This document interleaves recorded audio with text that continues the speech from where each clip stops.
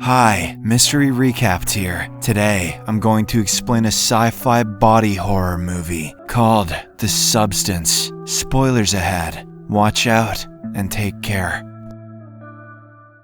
The movie begins with an egg yolk. A scientist's hand injects it with something, and after a moment, it splits into two. That egg yolk just fucking morbed. The movie opens as we are introduced to our protagonist, Elizabeth Sparkle. She is a 50-year-old actress who has achieved great success in her field and even won an Oscar. However, the star's glory days are gradually coming to an end as she no longer possesses the youthful charm she once had. Despite her age, Elizabeth is still in great physical shape and currently hosts a popular morning aerobics program. One day, after her usual program, Elizabeth wants to relieve herself, but discovers that the women's restroom is out of order. As she is desperate, she sneaks inside the men's restroom and enters a stall. While there, Elizabeth accidentally overhears her producer Harvey entering and talking on the phone with someone. He begins to trash talk about Elizabeth, claiming that she now looks like a grandma and needs to be replaced by a younger woman. Hearing this, our protagonist is taken aback and deeply disappointed. Later, we see Elizabeth and Harvey having lunch, where he is disgustingly devouring shrimp. During the meal, he asserts that he has to give the audience what they want, and casually mentions that he intends to fire her. This devastates Elizabeth, and she leaves without saying anything. On the way home, she notices some workers tearing down a billboard with her picture. She becomes so upset that she loses focus and ends up wrecking her car. Sometime later, Elizabeth wakes up in a hospital without any major injuries. A doctor tells her that his wife is a big fan of hers, but the frustrated actress can't hold back her tears. Observing this, a young and attractive male nurse approaches her and tries to comfort her. He examines her back with interest and mutters to himself that she's a good candidate. Afterward, he hands her jacket back and assures her that she's fine. During this interaction, Elizabeth notices a peculiar birthmark on his hand. Later, when she leaves the hospital, Elizabeth discovers a USB drive in her jacket, along with a note that reads, "It changed my life." Upon returning home, she plugs the USB into her TV, and it turns out to be an advertisement for a product called The Substance. The product promises to create a perfect clone of a person, one that is younger and an improved version. The advertisement states that both versions will be the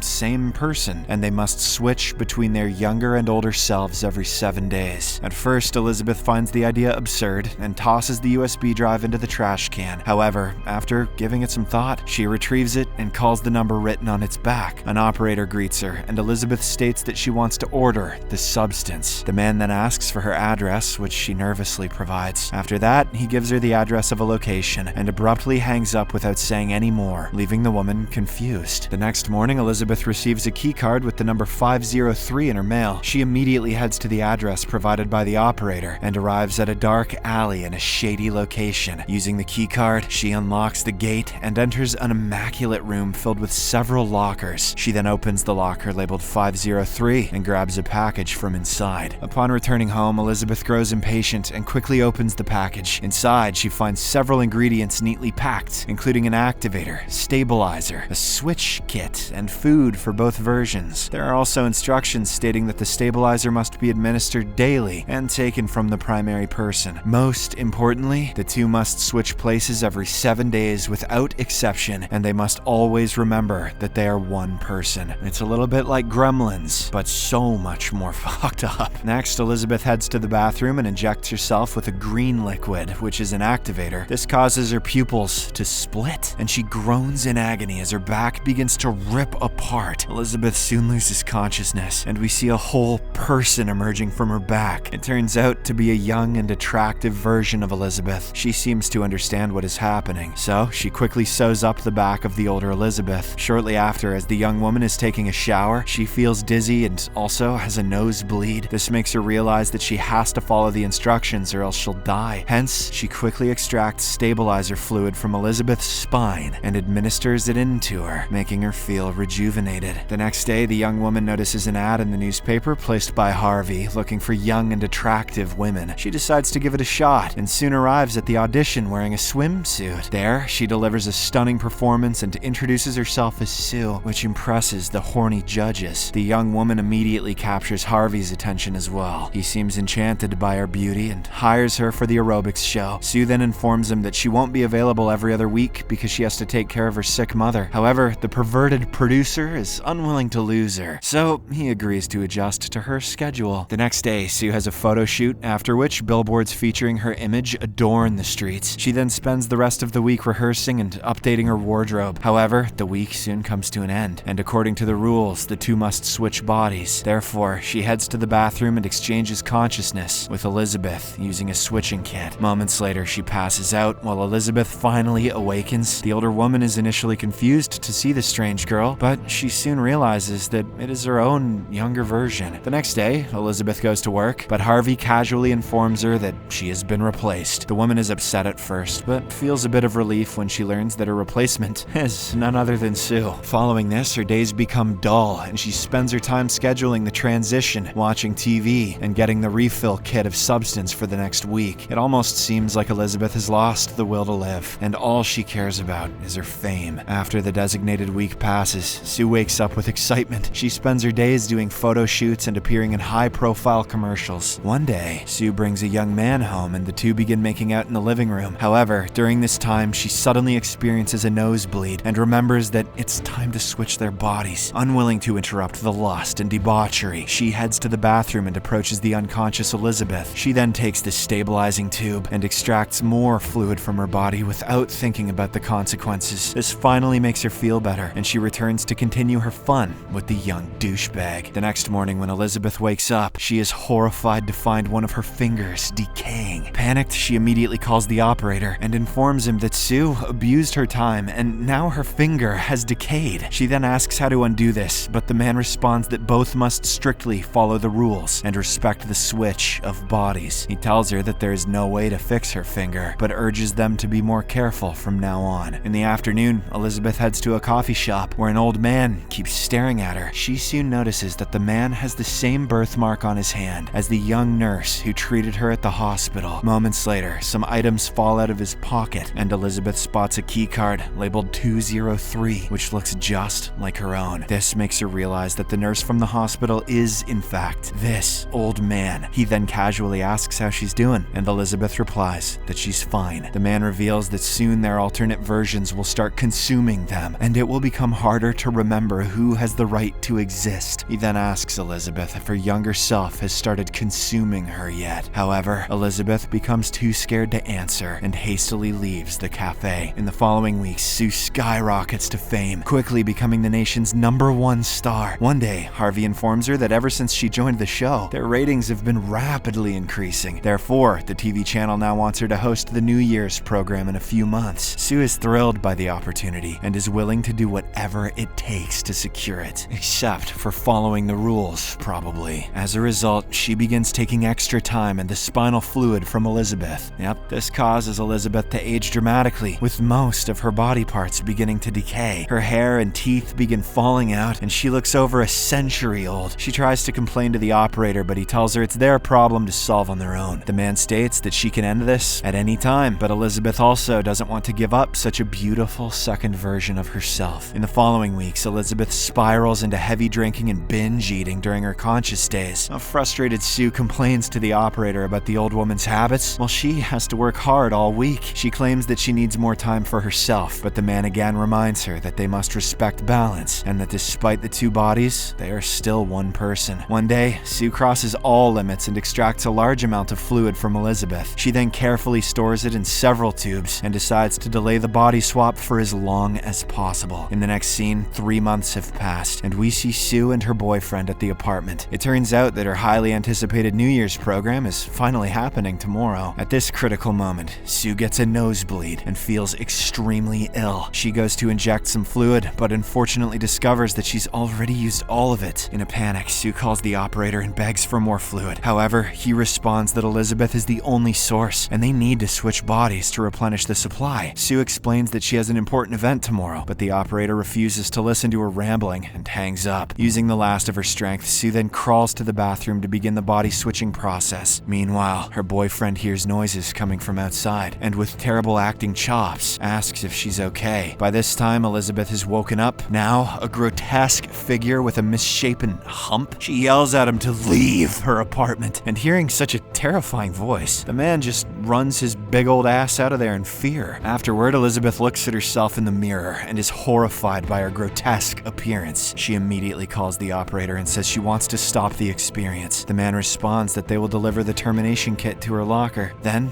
he hangs up. The next morning, Elizabeth heads to the locker room and retrieves the final batch. When she returns home, she drags Sue's unconscious body into the living room. She opens the package and prepares to inject the termination fluid into the young woman. But moments later, she notices a bouquet sent for Sue, along with a note wishing her good luck for tonight. This makes her feel bad, so she changes her mind and instead tries to revive the girl. Just then, Sue wakes up, and it turns out that the half-injected termination serum caused a glitch, allowing both of them to become conscious at the same time. Sue notices the half-empty syringe and quickly realizes what Elizabeth had planned to do. Furious, she attacks the older woman with brutal force. After a long and violent struggle, Sue finally manages to overpower Elizabeth and beats her to death. Following this, she gets ready for her big night, feeling no remorse or guilt about her actions. In the evening, she attends the New Year's Eve performance, where she is dressed in a gorgeous gown. Everything seems to be going perfectly, but she doesn't have the stabilizer fluid needed to maintain her condition. As a result, Sue begins to feel increasingly sick. She rushes to the bathroom, where she shockingly notices that her teeth are starting to fall out. Sue tries to ignore it, as this is the biggest night of her life. However, while in the elevator, she notices her fingernails have detached and her ear also suddenly falls off. Panic-stricken, Sue rushes back home, where she finds some leftover activator serum that Elizabeth used to create her. Since it's a very important night for her, she injects herself with it, believing it will help her create another youthful body. Sue then painfully passes out, but instead of a beautiful woman, a bizarre, flesh-like mass bursts forth from her spine. This mutated entity, called Monstro is a grotesque, hybridized abomination, blending Elizabeth's and Sue's features. It looks horrifying, with multiple eyes and arms, and even Elizabeth's face protruding from its back. This thing makes Professor Quirrell look like Carmen Electra. Despite her condition, Eliza Sue decides to attend the event and puts on the dress that Sue was wearing. She then cuts Elizabeth's face from the giant portrait, applies lipstick to it, and wears it to cover her own face. Next, she pierces diamond earrings into her disfigured flesh and styles her hair, which is, it's not really, I don't know. Pleased with her work, she rushes to the event, ready to host the New Year's Eve celebration. The scene then cuts to the event, where everyone is eagerly awaiting Sue's arrival. However, instead of her, the horrifying creature appears wearing Elizabeth's face as a mask, which leaves everyone flabbergasted. Regardless, she begins to address the audience, but soon her mask falls off as the crowd sees her grotesque face. All hell breaks loose, and they start calling her a monster. Most of them flee in terror, but one gentleman wields a baseball bat and hits Eliza Sue's head, causing it to explode. A fountain of blood then bursts out of it, drenching most of the audience present. But even after being decapitated, she regenerates and transforms into a more distorted form. In the final scene, the mutilated remnants of Eliza Sue finally manage to escape from the theater. She soon stumbles into the street, causing her entire body to explode. Elizabeth's face then separates from the wreckage, but she continues to crawl along. Eventually, it finds a resting place, which is Elizabeth Sparkle's star on the Hollywood Walk of Fame. As she gazes up at the night sky, she recalls her days of fame before she completely melts away. The next morning, after a street sweeper cleans up the mess, only a cracked and faded star is what is left of Elizabeth Sparkles. Out. Thank you for watching.